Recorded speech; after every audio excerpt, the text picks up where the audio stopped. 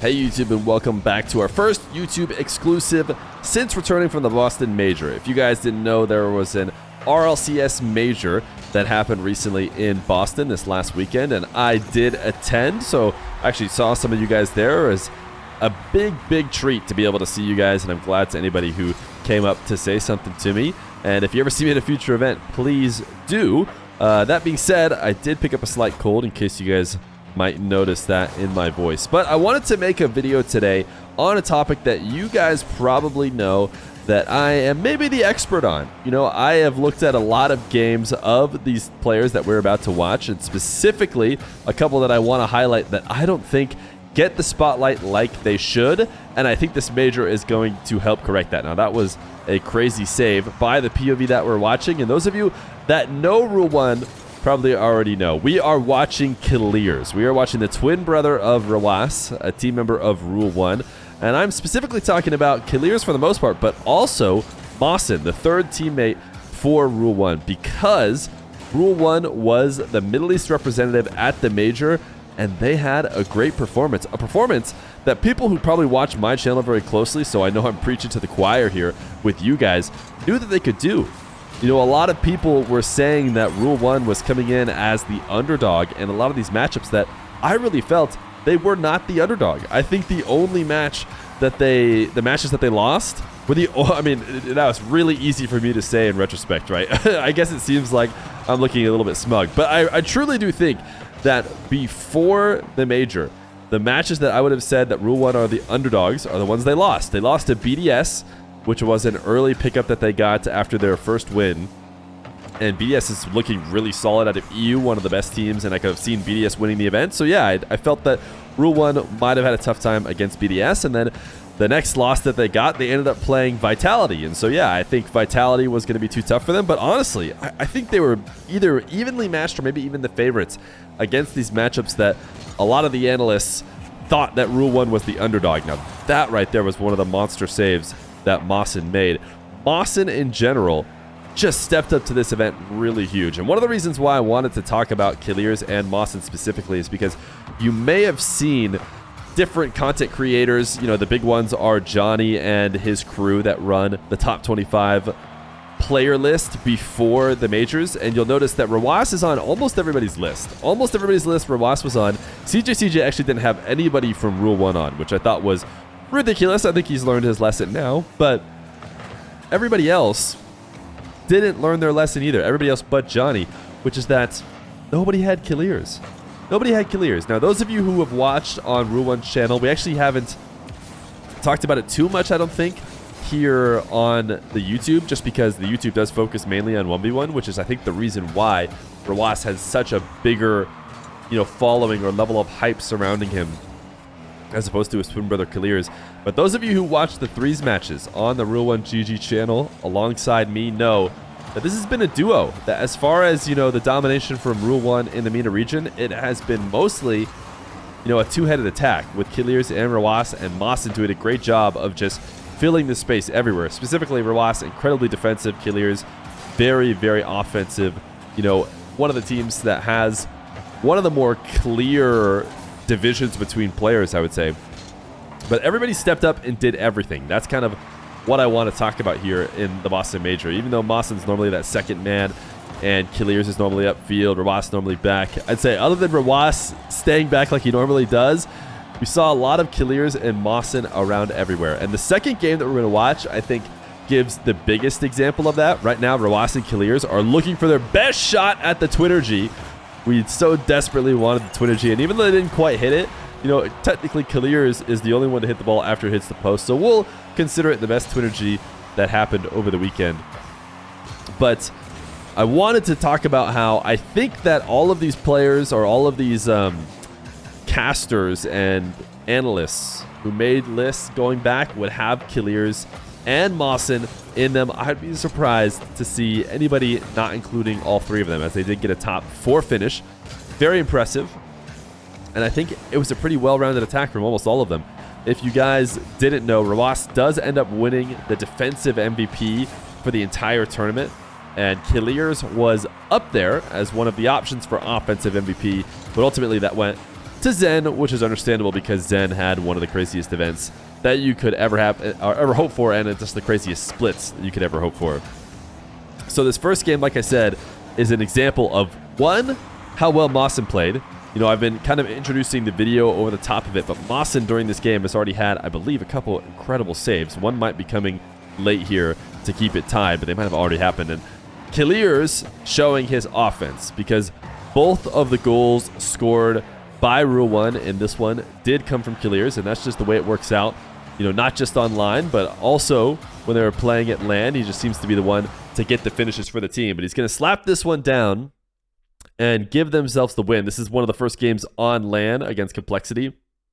But we have another game. We can talk more about Rule 1 and specifically how different their style was. It's going to be a game that they played against Moist. So this game will reveal over time just how different the playstyle was for Rule 1 on LAN as opposed to when they're playing in Middle East Regionals. But I want to talk about, we're back on kiileerrz's perspective. And it seems like it's maybe my responsibility to start and try and give you guys insight to players that I feel should have a bigger spotlight, because it's very easy as a content creator to play into the players that already have one, and especially as a smaller, you know, Rocket League analyst, Rocket League YouTuber in the space, I've always felt that there was a strong incentive to show you the players that everyone already knows are one of the best in the world, because that means more people watch the videos. But I feel like we're getting to a point here, and hopefully you guys understand and appreciate as well, that it might be time to start sprinkling in some players that aren't necessarily going to pull in the clicks, but that I want to teach you guys that they should pull in the clicks, you know, and that is going to be the case here for kiileerrz and Mawson. We actually did a little bit of that earlier, and then I got good reception for it, so I appreciated that. We talked about SMW, or Samu from Twisted Minds, and how he's been dominating Mina, and I'm glad. I mean, this is the kind of stuff that I actually really like to do, because I feel like I have a passion that goes past the average players, and I'd love to show you the secrets that not everyone else knows about.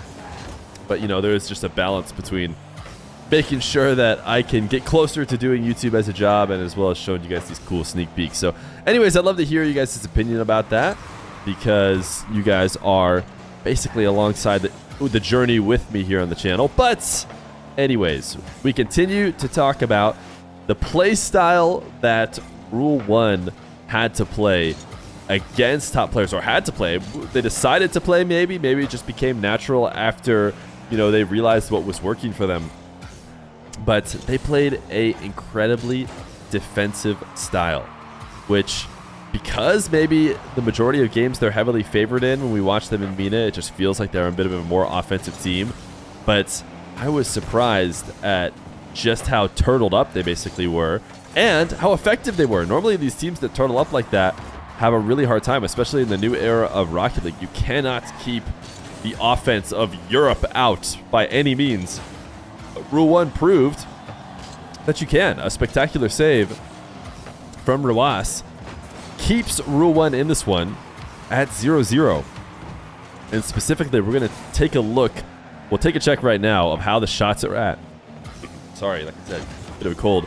But 4 shots for Moist. Absolutely nothing for Rule 1 so far. If you had told me at the start of the event that Rule 1 was not going to be, you know, doing a ton on offense, I would have told you, oh, turns out Rule 1 probably had, you know, a poor event, an event that I wouldn't have expected from them. But actually, turns out they had about as good of an event as you could hope. You know, maybe they could have done slightly better. They lost out to the second and first place teams. So, you know, at the end of the day, maybe it was just about as good as you could ever hope for. But the fact that they did it the way that they did, and this game is one of the ones that you probably haven't seen that really shows it. The other one that shows it is the one that actually ended up losing, which I'm sure you probably have seen, which is the record-setting 12-minute overtime against Vitality, where they had an incredible defensive stand and weren't quite able to finish it.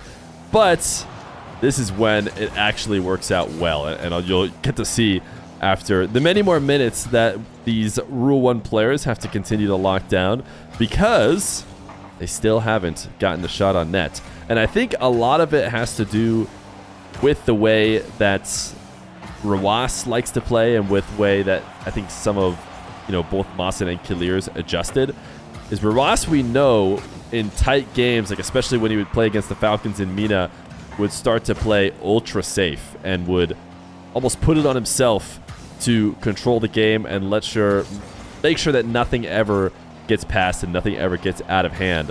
mossin has always been a slower type controlled player. Every time he gets the ball in the midfield, his big thing is to just control it and try and escape. So he's never been too all in.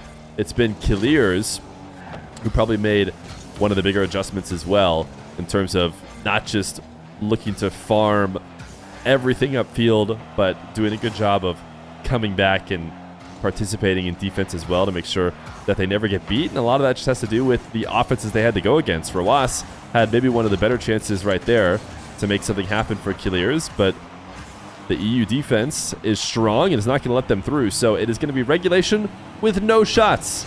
No shots.